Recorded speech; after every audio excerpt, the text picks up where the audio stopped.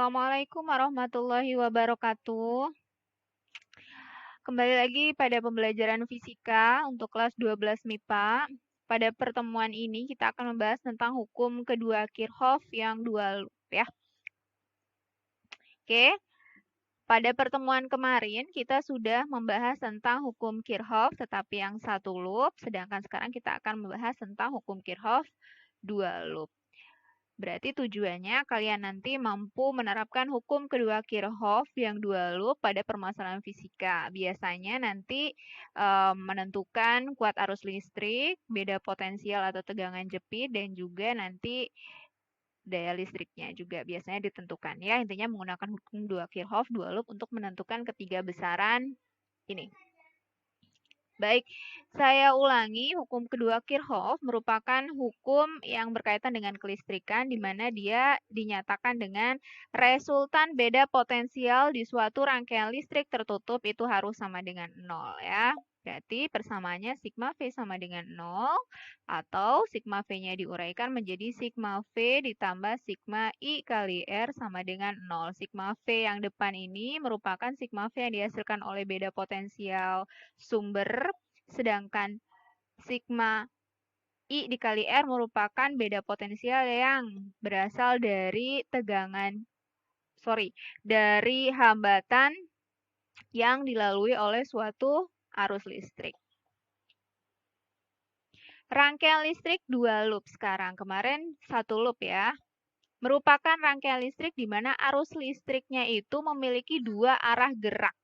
Jadi arah arus listriknya ada dua. Kurang lebihnya kenapa? Karena melalui suatu percabangan. Ya, bisa dilihat. Di sini ada dua loop. Kalau kemarin satu loop saja ya. Ini ada loop 1, ada loop 2. Di sini ada suatu percabangan, jadi arus listriknya tidak sama untuk setiap hambatan. Bisa berbeda. Ada I1, I2, dan I3.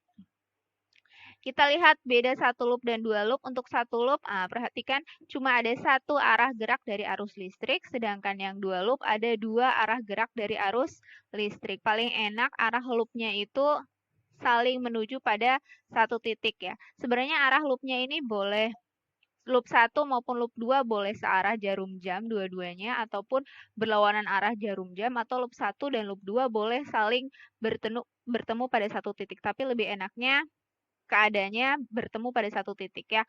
Maksudnya saling berhadap-hadapan, bisa lewat atas ini ke sana ataupun dari lewat bawah ya, naik ke atas.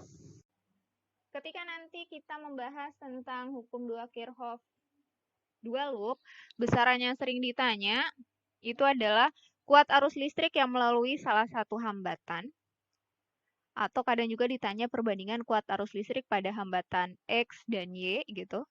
Kemudian beda potensial yang mengapit salah satu atau beberapa hambatan. Kemudian ada daya listrik yang dihasilkan oleh salah satu hambatan atau beberapa hambatan. Tapi biasanya yang sering itu adalah salah satu hambatan saja ya.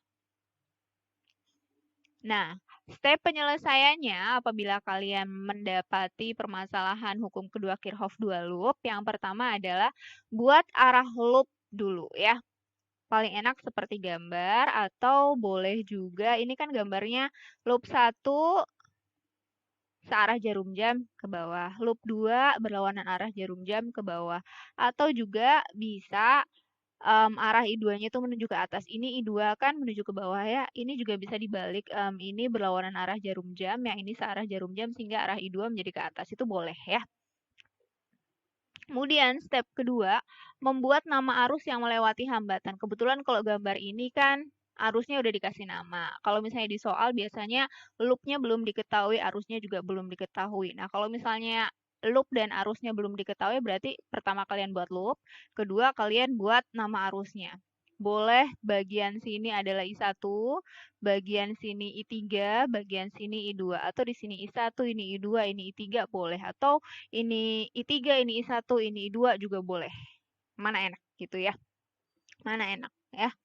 Arah arus yang dimaksud atau nama arus di sini, arahnya itu harus sesuai dengan arah loop. Kalau loopnya ke sana berarti arah arus I1 ke kanan, Loop kedua karena dia berlawanan arah berarti di sini namanya I3 berarti ke kiri. I1 dan I3 bertemu pada satu titik. Nah, ngikut kan? Loop 1 ke sini ke bawah, loop 2 juga ke bawah, maka I2 juga arahnya ke bawah.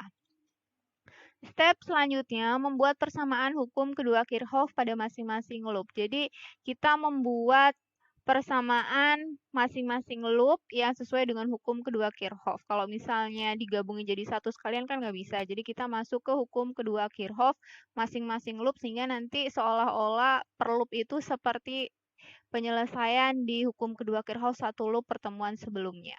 Lebih enak. Kemudian jangan lupa tambahkan persamaan yang berkaitan dengan hukum pertama Kirchhoff. Hukum pertama Kirchhoff itu jumlah arus yang masuk ke percabangan sama dengan jumlah arus yang keluar dari percabangan. Atau kalau misalnya dilihat di gambar ini, arus yang masuk ke percabangan itu nilainya I1 dan I3. Ketika I1 dan I3 dijumlahkan, maka akan menghasilkan I2. Maka muncul persamaan I2 sama dengan I1 ditambah I3. Kemudian akhirnya kita eliminasi persamaan yang ada. Ya, di nomor 3 di sini ada persamaan loop pertama, ada persamaan loop kedua, kemudian di nomor 4 ini ada persamaan hukum pertama Kirchhoff, kemudian dari step 3 dan step 4 akhirnya kita masuk ke step 5 eliminasi persamaan ya. Seperti apa? Kita akan melihatnya di soal.